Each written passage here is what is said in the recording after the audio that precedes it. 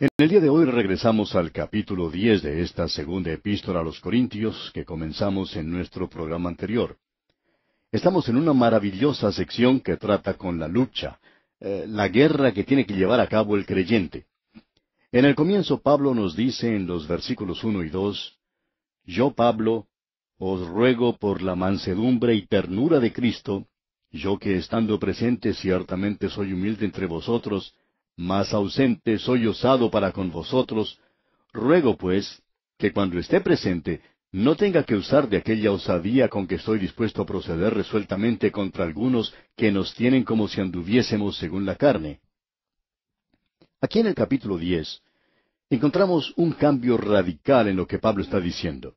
Lo mismo ocurrió cuando Pablo comenzó a hablar sobre la forma de dar del creyente. Llegamos en esta ocasión a una sección completamente nueva y el cambio es tal, en el tono y el estilo de la carta, que muchos críticos han sugerido que puede ser el comienzo de una tercera epístola. Pero hablando honradamente, no podemos aceptar eso. El cambio en el tono de la carta, que es por supuesto un contraste bastante pronunciado con lo que se estaba diciendo antes, puede explicarse fácilmente desde otras bases. La iglesia de Corinto era una iglesia dividida. Pablo dijo cuando les escribió por primera vez, porque he sido informado acerca de vosotros, hermanos míos, por los de Cloé, que hay entre vosotros contiendas. Ahora, la mayoría de la iglesia estaba del lado de Pablo y respetaban su autoridad. Sin embargo, en ese lugar había una minoría que estaba opuesta a Pablo y que no reconocía su autoridad como apóstol.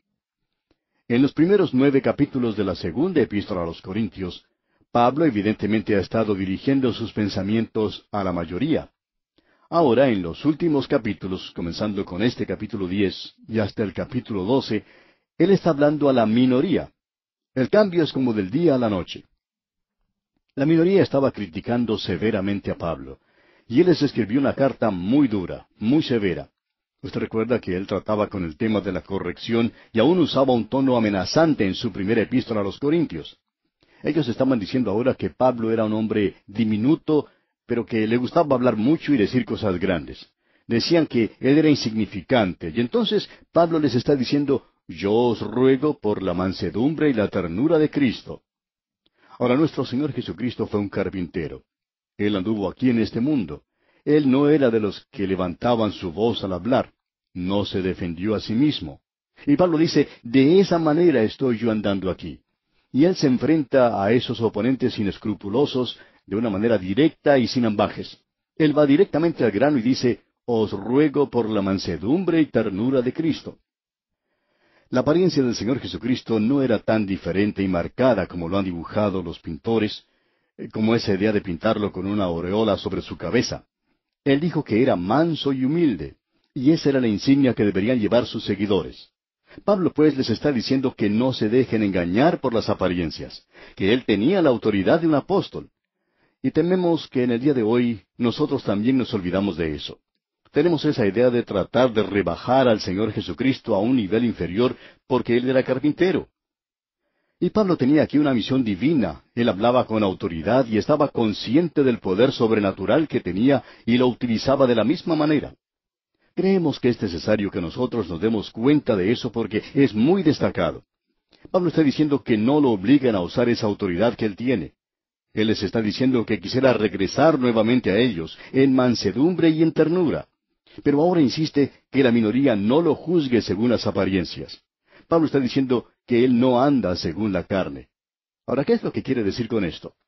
Leamos el versículo 3 de este capítulo 10 de su segunda epístola a los Corintios. Pues aunque andemos en la carne, no militamos según la carne.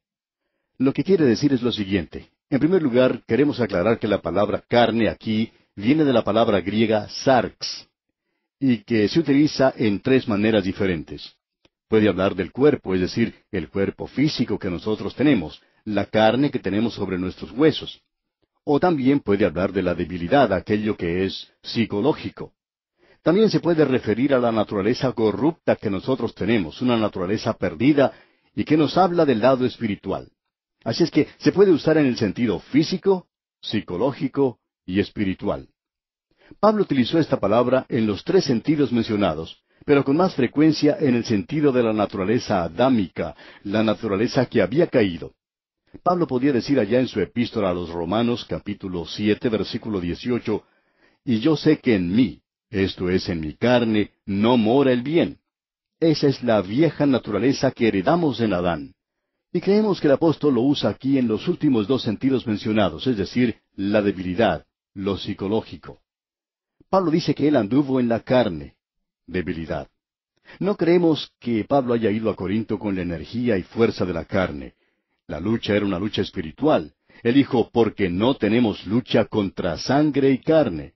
Y él no fue como un hombre común y ordinario, dependiente de los principios de las cosas naturales, obrando según la carne. Pablo no estaba utilizando medios mundanos de propaganda. Él no estaba utilizando métodos de propaganda y organización en un esfuerzo humano, utilizando también energía humana. No queremos quitarle la importancia que eso tiene, pero Pablo está diciendo simplemente que él no los usó. Él no era una de esas personas que usan cosas típicas del lenguaje cristiano y que son muy elocuentes en la forma de expresar sus pensamientos. Él no fue a Corinto como un hombre en una campaña contra Nerón o contra César. Él no fue a presentar mensajes políticos. Pablo no fue a Corinto a limpiar la ciudad. Tampoco llegó con una invitación de los de tendencias fundamentalistas para realizar una campaña por el fundamentalismo. Pablo dice, me propuse no saber entre vosotros cosa alguna, sino a Jesucristo y a este crucificado. Pablo tenía una gran perspectiva del campo de batalla en su totalidad. Había que conquistar el cielo y evitar ir al infierno. Y de esa manera es como Pablo obra. Escuchemos ahora lo que tiene que decir, porque él va a hablar de unas armas que necesitamos. Nosotros necesitamos primero reconocer que la lucha es espiritual y que las armas son armas secretas. Veamos el versículo 4. Porque las armas de nuestra milicia no son carnales, sino poderosas en Dios para la destrucción de fortalezas. Estas armas son tan secretas que ni aquí se mencionan. Este versículo, como usted ya se habrá dado cuenta, es una especie de paréntesis. ¿Somos capaces nosotros de identificar las armas espirituales que necesitamos en el presente? Pues bien, la lucha espiritual quiere decir que tenemos un enemigo que es espiritual, y un enemigo que es espiritual necesita armas espirituales. Nuestro enemigo no es de la carne. Se nos dice que tenemos algunas armas que son poderosas, es decir, muy efectivas. Hay ciertas armas que son negativas y otras que son positivas. Y se nos dice aquí que estas son destructivas, son útiles para refutar argumentos, es decir, el razonamiento, la filosofía y la sofisticación de los griegos. Ellos eran grandes en filosofía. Y también dice, y toda altivez. En la ciudad de Corinto existen las ruinas de un templo de los cruzados en Acrópolis, y en el día en que Pablo estuvo allí se encontraba el templo de Afrodita. La adoración en ese lugar era del sexo. Y Pablo dice que sus armas derribarían no solo las imaginaciones, sino toda altivez. Y la Acrópolis más alta de cualquier ciudad griega se encontraba en Corinto. Y este es el hombre que se había propuesto no saber nada entre la gente de Corinto. Dijo, me propuse no saber entre vosotros cosa alguna, sino a Jesucristo y a este crucificado. ¿Comienza usted ahora a percibir estas armas espirituales, amigo oyente? Podríamos quizá hacer una lista de aquellas que están evidentes en la palabra de Dios. Y nos referimos a algo más que la inspiración de las Escrituras. No simplemente un credo o una inspiración verbal de ellas. Queremos decir mucho más que eso. En cierta ocasión, un predicador que creía en la inspiración verbal de la Biblia mencionaba poesía y algunas frases gastadas, y algunas composiciones poéticas satíricas como los epigramas. Él tenía toda la forma de argumento filosófico, pero no había exposición de la palabra. Cuando nosotros hablamos de la palabra de Dios, amigo oyente, queremos decir que tenemos toda nuestra confianza puesta en ella. Es un arma, es la espada del Espíritu. Y Pablo podía llegar a la ciudad de Corinto, esa ciudadela de la filosofía y la religión, y llevaba consigo algunas armas secretas. Esas armas secretas, digamos de paso, eran bastante importantes, según lo dice el mismo apóstol. Eran las que él utilizaba. Él no utilizó ninguna otra cosa fuera de la palabra de Dios. Usted recuerda lo que les dijo a los Efesios, tomad el yelmo de la salvación y la espada del Espíritu, que es la palabra de Dios. Pablo desenvainó su espada y él dependía de esa hoja desnuda y decía, el Evangelio es el poder de Dios para salvación a todo aquel que cree. Nosotros tenemos confianza en la palabra de Dios en el día de hoy, y eso es muy importante. Nosotros somos de tendencia conservadora. Creemos en la inspiración de la palabra de Dios, y creemos que uno no puede desdeñar todo lo que se dice en el Antiguo Testamento, en el libro de Génesis especialmente, sobre la creación. Creemos en el infierno, creemos en la Biblia desde el comienzo hasta el fin, y es la espada del Espíritu, amigo oyente. Esa es una de nuestras armas. Luego, la presencia del Espíritu Santo. Pablo reconoció su debilidad humana y que nosotros estamos hoy sellados por el Espíritu Santo. Ahora también tenemos otra arma, la oración. Reconocemos que existe muy poca oración en cualquiera de estas dos cartas a los Corintios, eso es verdad, pero Pablo creía en la oración. Él usaba la oración como una de sus armas para la ofensiva, como lo demuestra en el capítulo 6 de su carta a los Efesios. No solo llevando la palabra de Dios, sino orando en el Espíritu Santo. Luego él dice algo más en el versículo 5 de este capítulo 10 de la segunda epístola a los Corintios. Notemos esto: derribando argumentos y toda altivez que se levanta contra el conocimiento de Dios y llevando cautivo todo pensamiento a la obediencia a Cristo. En esta batalla espiritual los soldados tienen éxito, y cuando decimos eso no queremos decir que son victoriosos. Dios obtiene la victoria, y lo que usted y yo recibimos es que somos salvos por un lado, y luego tenemos éxito, pero la gloria toda es para el Señor. ¿Quiere usted volver a escuchar lo que Pablo dice sobre esto? En esta misma segunda epístola a los Corintios, allá en el capítulo 2, versículo 14, dice: Mas a Dios gracias, el cual nos lleva siempre en triunfo. ¿Y cómo? En Cristo Jesús, y por medio de nosotros manifiesta en todo lugar el olor de su conocimiento. Ahora nosotros no vamos a poder ganar a todos para Cristo, amigo oyente, pero podemos predicar y divulgar la palabra de Dios hoy. Le damos gracias a Dios por la puerta abierta que es la radio. Le damos gracias a Dios por la puerta abierta que tenemos para testificar. Le damos también gracias a Dios por los misioneros que tenemos en la actualidad. Amigo creyente, ¿se está usted regocijando hoy en la palabra de Dios que está siendo predicada? No somos victoriosos, pero sí tenemos éxito, y eso es lo que Pablo quiere decir. Ahora vamos a tener que pasar un poco rápido por los siguientes versículos en la sección que sigue. En los versículos 6 y 7 dice Pablo: Y estando prontos para castigar toda desobediencia, cuando vuestra obediencia sea perfecta. Miráis las cosas según la apariencia. Si alguno está persuadido en sí mismo que es de Cristo, esto también piense por sí mismo, que como Él es de Cristo, así también nosotros somos de Cristo. Él está diciendo aquí que nosotros pertenecemos a Cristo, tanto como cualquier otro. Y Él está hablando a aquellos que estaban en la oposición. Y dice luego en el versículo 8, porque aunque me gloríe algo más todavía de nuestra autoridad, la cual el Señor nos dio para edificación y no para vuestra destrucción, no me avergonzaré. Pablo está diciendo: yo tengo la autoridad de un apóstol, y esto no es para tratar de destruirlos a ustedes, es para edificarlos, es para hacerlos más fuertes. Pablo dice: yo soy un apóstol para poder edificarlos a ustedes. Esto es algo muy importante que debemos notar de nuestra parte, aún en nuestros días. Luego en el versículo 9 dice el apóstol: para que no parezca como que os quiero amedrentar por cartas.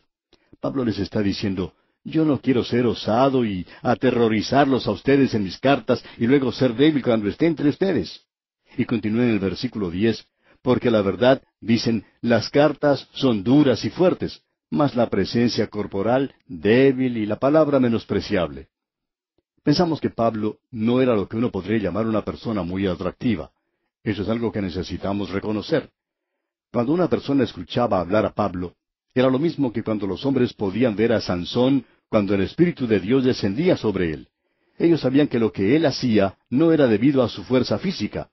Y la gente también se daba cuenta que cuando Pablo predicaba, no lo hacía gracias a su propia elocuencia o por su magnetismo personal, ni tampoco por su habilidad.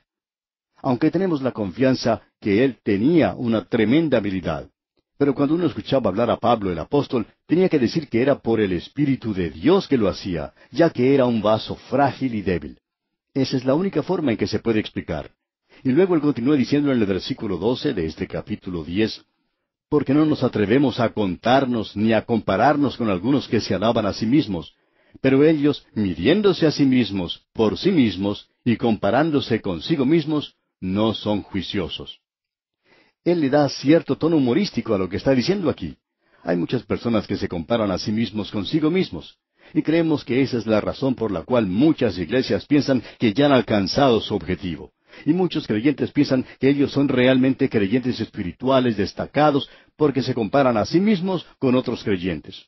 Amigo oyente, no es esa la manera por la cual nosotros debemos medirnos. Esa es la tragedia de nuestra hora. Nosotros podemos estar en una iglesia fría y enfriarnos a nosotros mismos y no darnos cuenta de eso. Y llegamos a ser creyentes completamente fríos. Necesitamos estar con creyentes que nos están forzando a llegar a ser mejores de lo que somos.